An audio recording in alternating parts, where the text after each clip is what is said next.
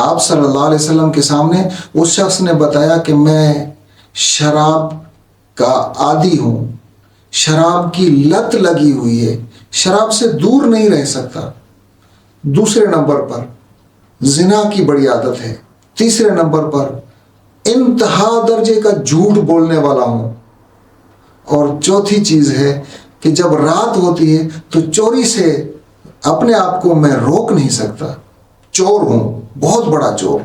इन चारों किस्म के जराइम के बावजूद ईमान लाना चाहता हूं। तो आप सल्लल्लाहु अलैहि वसल्लम ने उससे पूछा कि इन चारों में से अगर कोई चीज छोड़नी पड़े तो छोड़ सकोगे?